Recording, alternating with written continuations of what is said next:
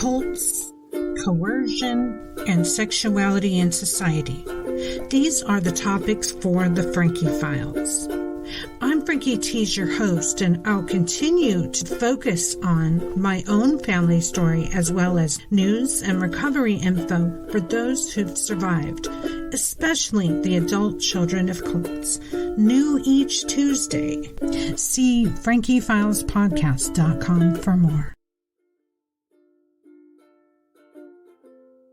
Welcome to episode 56 of Frankie Files Podcast. I'm Frankie Tees. Our special guest today is Dr. Clint Heacock.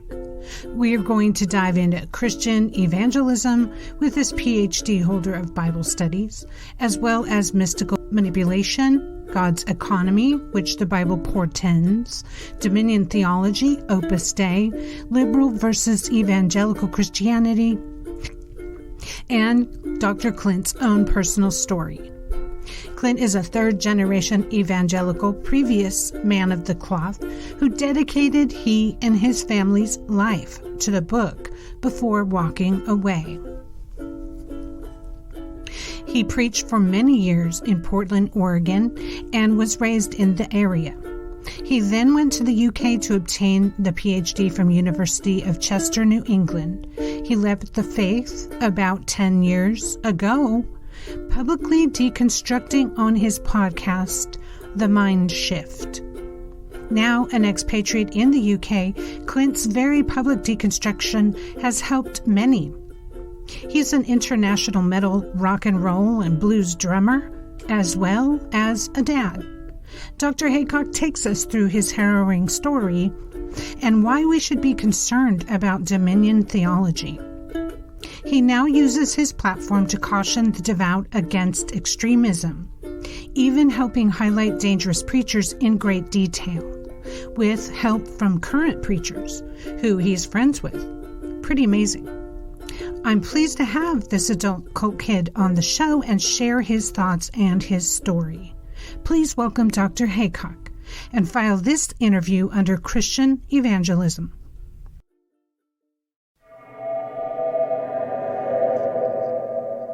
I got married and then we had a couple of kids while we were in Portland. I was going to Bible college and then seminary.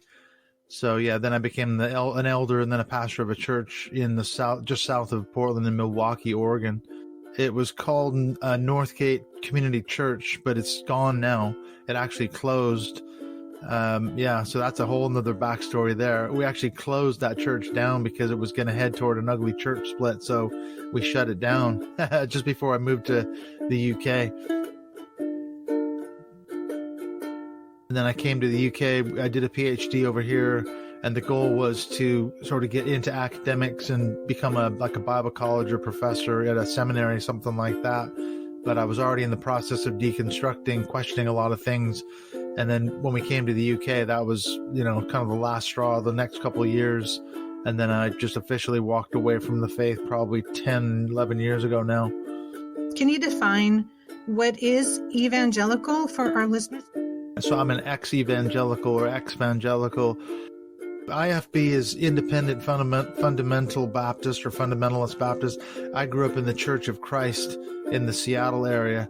So it was a very kind of a fundamentalist church, but I wouldn't say it was as far as the IFB. That's the real serious fundamentalist there.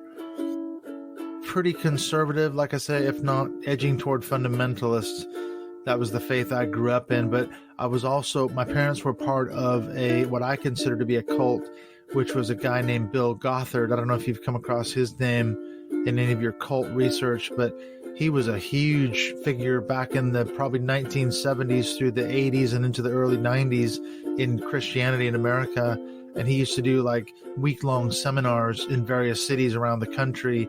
He had a massive following. He had a homeschooling and Christian school arm. They have all kinds of ministries that they do out of it's called Institute and Basic Youth Conflicts. When I was a kid, now it's called IBLP, Institute and Basic Life Principles. He's no longer the head of it. He resigned or was sacked, I guess you could say, off the back of several sexual abuse scandals that finally became too much, and they got rid of him. But his content is still out there. And so I was raised in that, and I would very much say that was a cult environment I was born in. And that's the thing. Since I've done a lot of work on cults, cult psychology, cult tactics, and things like that, I've realized there is a difference between people who were born in versus what you might call first generation. Let's say someone who becomes a member of a cult or a religion at some point later in their life, versus the first generation versus second or third generation. Those of us that were born into it, like you said, it was totally normalized and we just accepted it all as true. We never had like an alternative reality or independent sort of self. We only ever had the religious identity.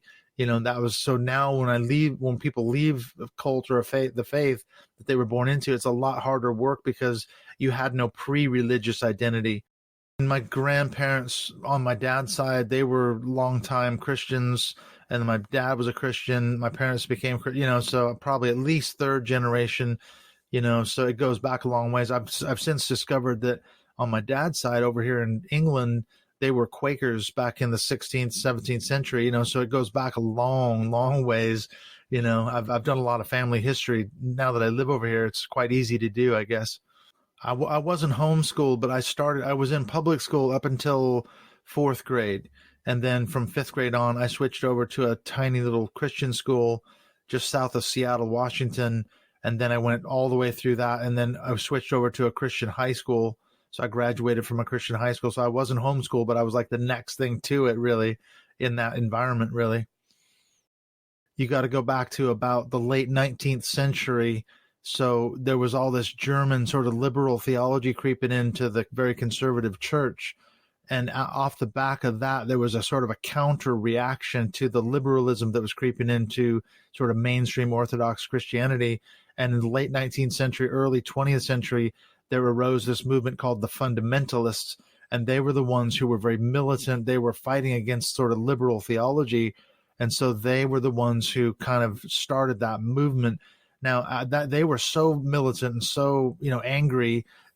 There was another sort of a later movement. This is going back to probably the 1930s and then into the 40s and 50s, where it was a softening of the real fundamentalist position. And that would be your classic sort of evangelical. They're more of a centrist position as opposed to the hardcore militant fundamentalists. I recently interviewed a friend of mine, Bruce Geringser. I'm trying to pronounce his name right, but he's a former IFB pastor of over 30 years, and he was a full-on, and they would say it's a King James only type church. They would say that is the only Bible that's, inspired, inerrant, and infallible, and blah, blah, blah. But I was raised in a slightly less constrictive tradition, so we could read like the New American Standard or New International Version, so we had a little bit more liberty there, I guess you could say. Oh, I would say it's very, very different here, which is one of the reasons why I love living in this country, because it's a lot more secular. There's been numerous studies done over the years that show that in the UK, places like here, places like Australia, the religious population is declining, while at the same time, the sort of non-affiliated, the nuns, they call them, where we have no religious affiliation, that's growing. So they're declining while we're growing, and we're almost like I say, in Australia and UK, parts of Europe, it's almost 50-50. Very, very different than the United States. It's such a different. When I go back to the States, I'm just shocked at how many churches there are in every street corner, and there's Christians everywhere, Christians in government. Not like that at all here. I did a PhD in basically biblical studies and preaching. My goal was to become like a professor of preaching, but I was an Old Testament guy, so I studied Greek and Hebrew when I was in seminary and Bible college. So I had a background in theology, biblical studies, things like that, which is funny because my girlfriend says, looking back on it now, it's really a degree in nothing. It's all about a religion, about a God that may or may not even exist, Yeah, I'm like, yeah, that was a lot of money and a lot of time spent on on really nothing. It doesn't do me any good now as I'm in a completely different vocation. That PhD it's not worth the paper it's printed on, even though it's a legitimate, it's not like a phony place. I went to an actual university, it's accredited, and all that. But it's just one of them. It's part of the journey. really cost me. I mean, I'm divorced now. We were divorced maybe a couple, 3 years ago, my ex-partner and I, and part of that was the religious component to our whole marriage, because we were married, almost over 30 years ago now. And, it was all part of being a minister, being a pastor, being a Bible college teacher. All of our married life was spent, by me going to Bible college, seminary, spending all of the available money on tuition fees and books, and not being able to work and scrimping and, just squeaking by. And that did have a long-term effect ultimately on the marriage. So that's another legacy of this whole, journey, I guess you could say. Funny because when I went to Greece, I went to Rhodes a few years ago on holiday, and I thought I'll be able to get by because I know how to read Greek. No, it's different. I could read the signs, but I didn't know the vocabulary because it's modern Greek. The Greek I learned is like first century Koine Greek that the New Testament was written in, so it's a dead language, so it didn't really help me at all. I thought I was going to have a leg up on all my, tourist buddies, but no, I didn't. So even then it didn't help me. So in your deconstruction, which I understand was very public, clearly critical thinking navigated you from your lifelong belief, your born in belief. How did that begin? You said you went to study, you're a doctor. So tell us what degree you obtained, what level, and what it was to study. So as an academic, I was obviously taught critical thinking skills. You had to write 100,000-word doctoral dissertation, doing all that. It took me, between 3 and 4 years to do all the research and writing to produce this, basically a book length doctoral thesis. And in the process of that, it was a research PhD, so I'm doing all this research. And my supervisor, I went to the University of Chester, which is up in the northwest of England, and he was very good at sort of getting me to question my presuppositions. He would say, "Are you sure you want to say that?" I would write a paragraph and have some sort of dogmatic assertion, and then I would go, "Well, where's that coming from? Why am I saying that?" And I realized that's just my sort of fundamentalist background just coming out. And I think, my God, why am I saying that? Why, do I actually believe that? Well, no, I don't really believe that. And I would sort of jettison these little pieces along the way, But I'd also had a very negative experience. That church that I was mentioning in Portland, south of Portland, that church actually closed down. We closed it down. I came out of that experience just before we moved to the UK. I was completely burned out. I was burned. I was absolutely fried. And so that was part of the deconstruction process too, because it really got me to question, wait a minute, I've been spending all of this time, money, effort, energy, going to Bible college, seminary, doing all the things that I thought God wanted me to do. And then this is how it ended, in sort of like ashes. The church closed down. The church I'd spent 12 years putting my blood, sweat, and tears, working 70, 80 hours a week to try to keep it going, closed, and I was really disillusioned by that whole thing. So there was a personal part of it as well. It wasn't just all academics and critical thinking. I was burned out, and it really got me to question the reality of God and why, suffering and all these other kind of things as well. Yeah, I did burn out. I realize that now, and that was part of what I was saying about how it affected my family, because I've got 2 daughters, and they both live over in this country. We've had a lot of conversations about that time, 8 or 10 years where it wasn't just me, it was me and my ex too. We were working like absolute crazy, trying to keep the church going, trying to grow the church, trying to make things happen, killing ourselves really, and putting them, second and third and fourth down the line. And that wasn't right, but we thought we were doing it all for God, and in the end, what do you get out of it? Nothing but a broken marriage. And, well, luckily I've got a good relationship with my daughters, but it took a lot of work to make sure that was okay. And luckily neither one of them are religious, so we got that going for them. You're listening to The Frankie Files, frankiefilespodcast.com.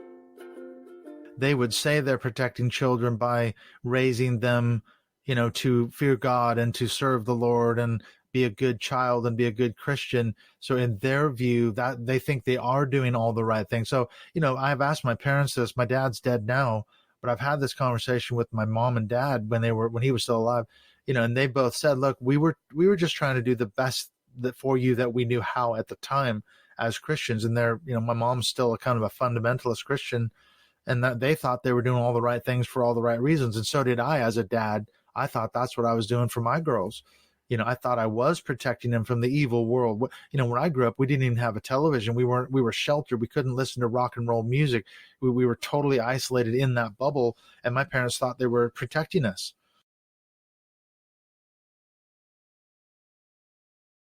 You didn't blend socially with kids in your peer group, because I can remember vividly many, many times hanging around with my cousins who lived next door to me. We kind of grew up together, my two cousins, and they were not Christians. They weren't nothing like, and I was always under this pressure to evangelize to them, to proselytize them. And I couldn't participate in the stuff they were participating in because I was different. I was supposed to be special.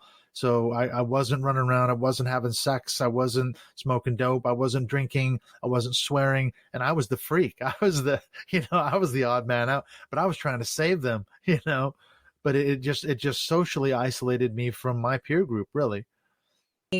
Religion makes you get a pass is something, that's super disturbing to me, because I find that religion is accommodating to criminals, super accommodating.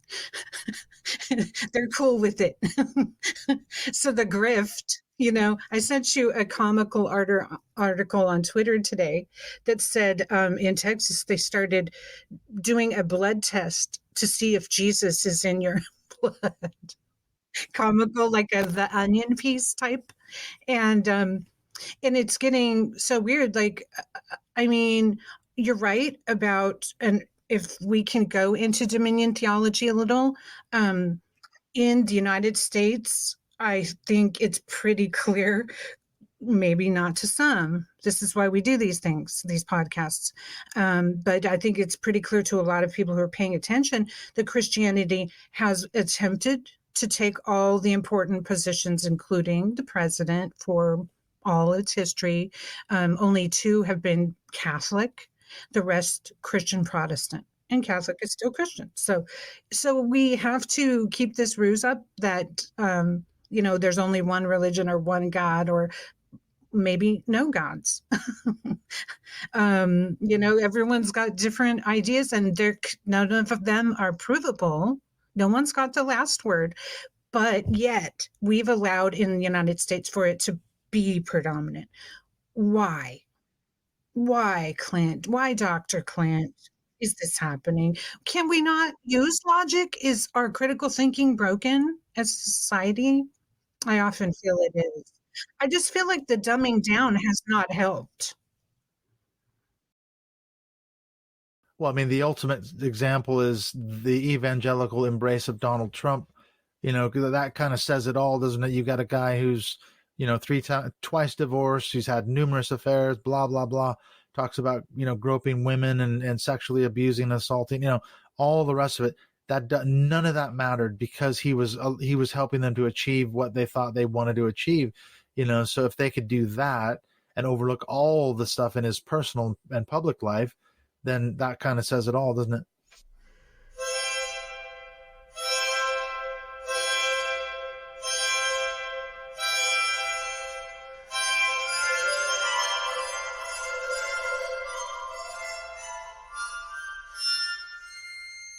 And this is the whole thing. It comes down to Christian nationalism.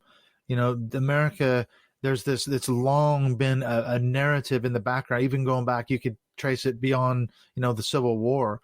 It goes back before the 19th century. This sort of narrative that America was founded to be a Christian nation by Christians. The Pilgrims, the Puritans, they were Christians. They came from mostly England, but Europe as well. They founded America as Christians to be a Christian nation. And we've basically strayed from that path in the last 150 years. And we need to get back to becoming a Christian nation again. That is one of the major drivers behind what you see going on politically. In fact, if you read Sam Perry and Andrew Whitehead's book, It's Taking America Back for God, they did a massive religion survey. And what they found in the Trump era was the number one driver for people voting for Donald Trump was Christian nationalism. So that was the number one reason cited by people for voting for Trump, so that's a long-standing narrative in American history.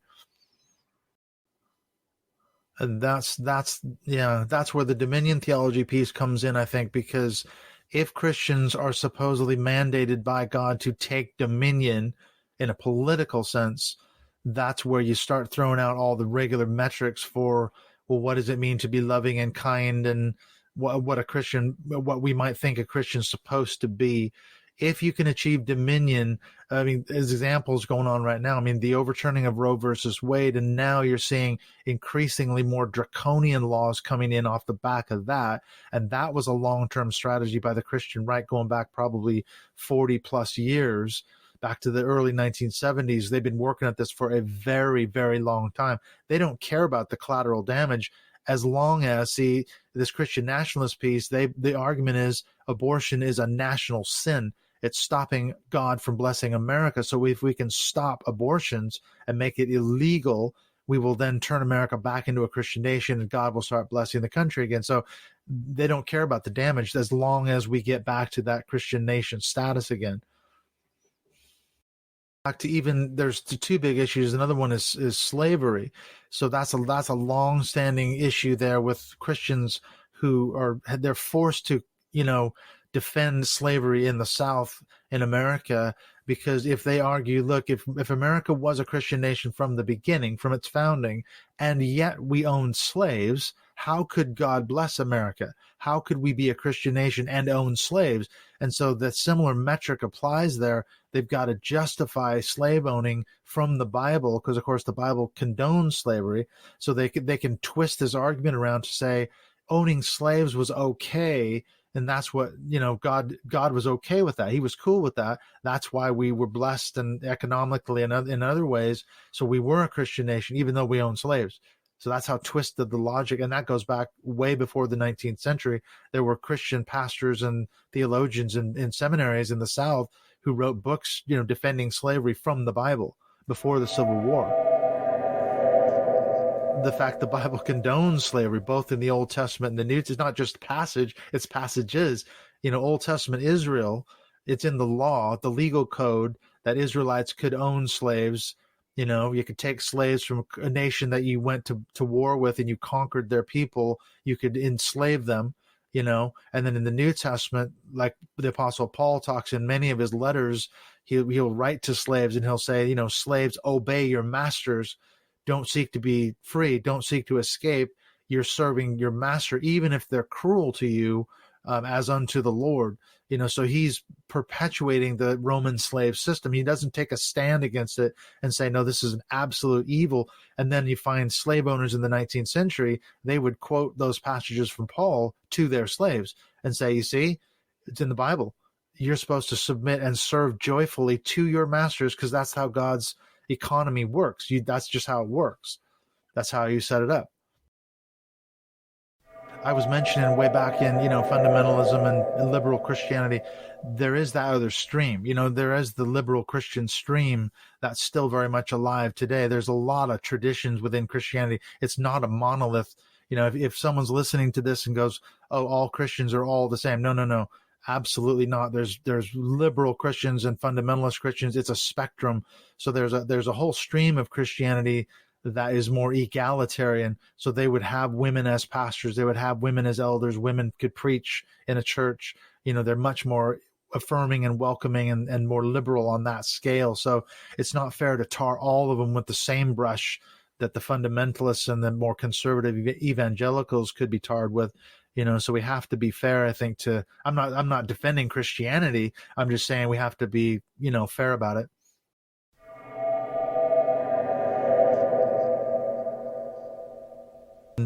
So on the personal level, I was struggling with my own faith, because of the rough go that we'd had at the church the last few years. So we were really burned and kind of harshed out off of that. So I had to sort through all that.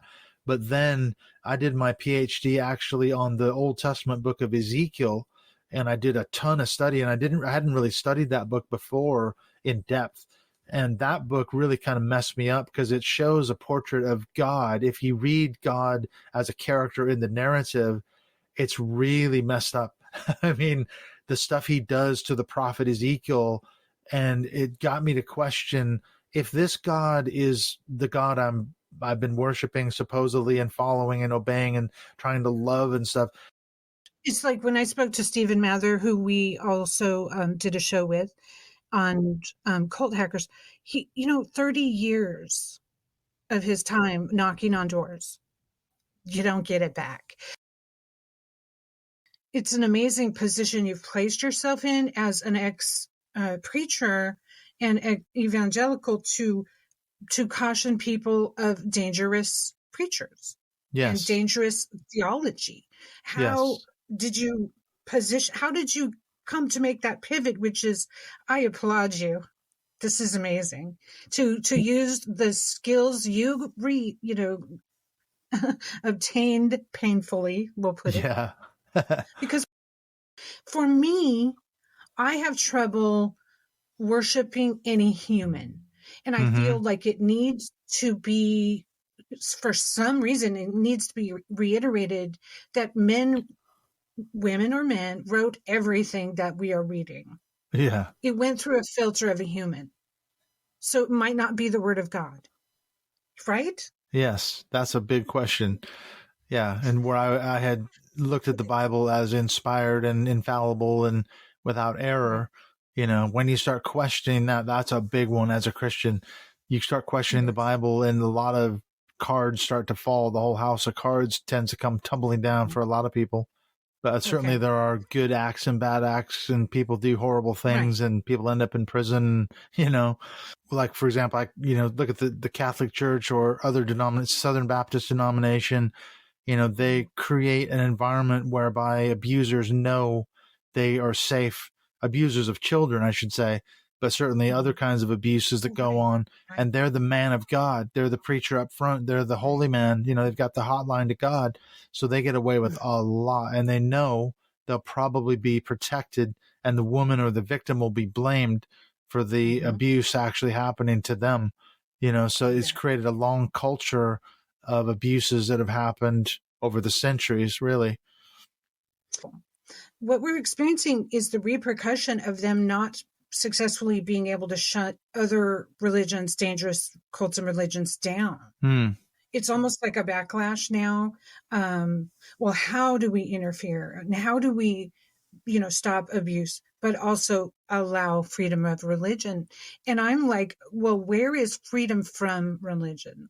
I know others have said it. It's not new, but it really is because even my mother has said this many times. Why aren't we allowed to leave? Why are we bothered? Why are people bothered for changing their minds and deciding this doesn't fit for me? And, why is there such a thing as fair game? Why are people bothered? Now, did you experience any of that or? Well, I lost most of my Christian friends. It wasn't as bad for me as it was for some people. Like you mentioned, fair gaming.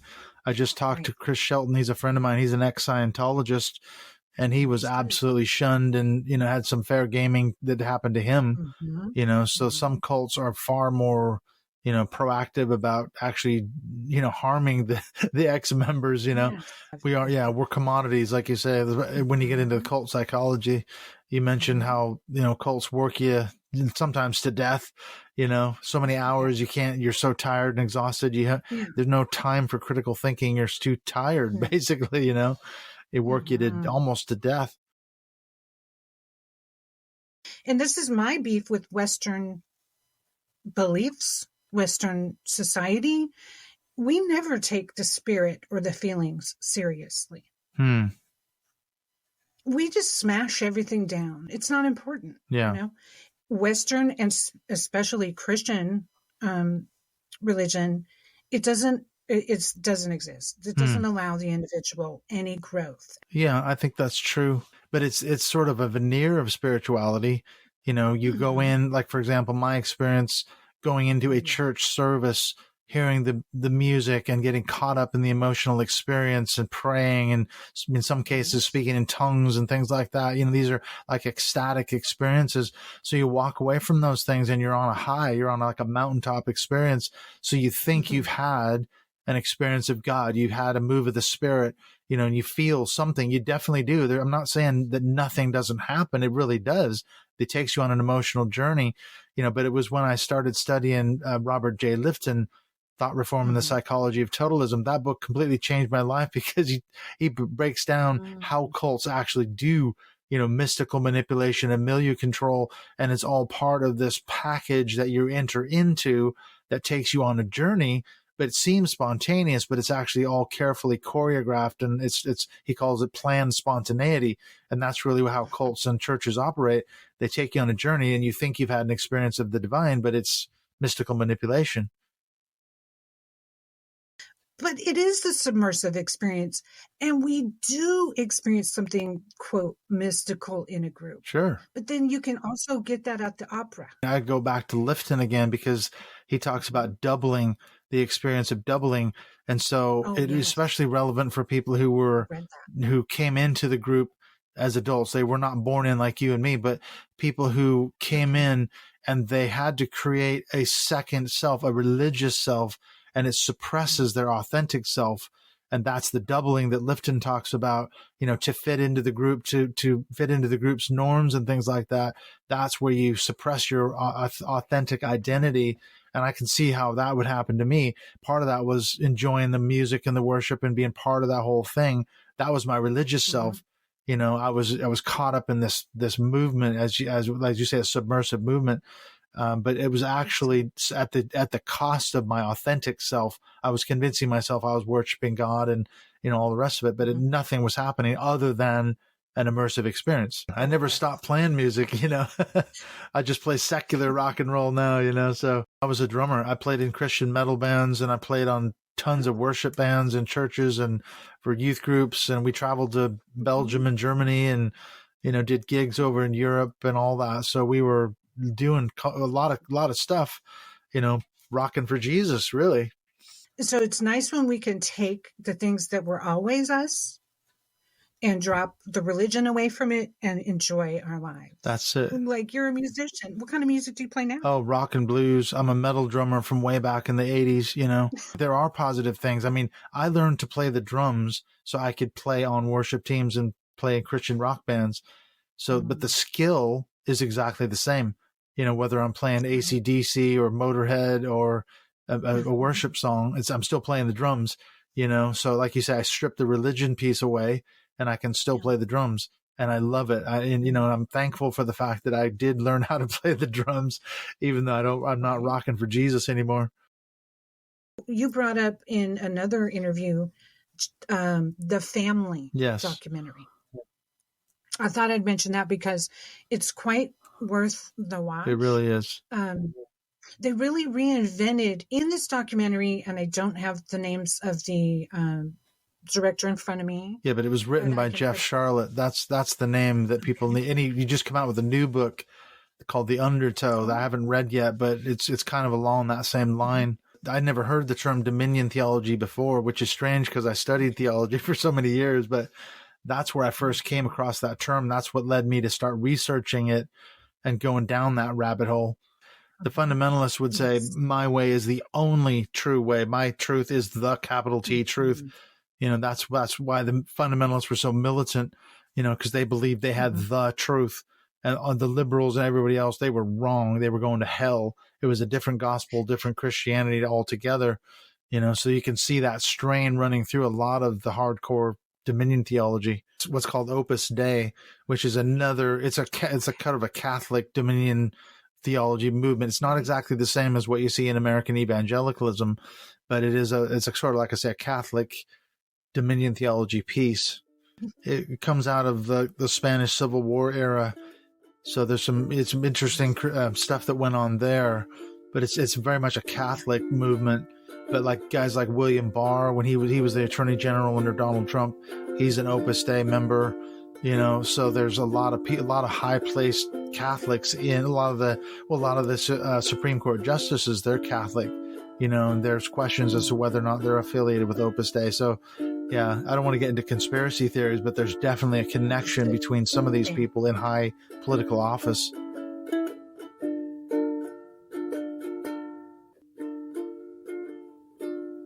there's another half to this conversation. You've got to go over to Mindshift Podcast to hear the second half. We thank Dr. Heacock for joining us and sharing his story and info. There will be a second part to this when Clint interviews me for his podcast. Date to be announced. Stay tuned. See the Mindshift Podcast info in the show notes and enjoy what he has to offer in his easy-to-listen-to buttery tones. He's a great speaker. Until next time, keep critical thinking. You're listening to The Frankie Files. FrankieFilesPodcast.com. Cults, coercion, and sexuality in society. These are the topics for the Frankie Files. I'm Frankie Tees, your host, and I'll continue to focus on my own family story as well as news and recovery info for those who've survived, especially the adult children of cults. New each Tuesday. See FrankieFilesPodcast.com for more.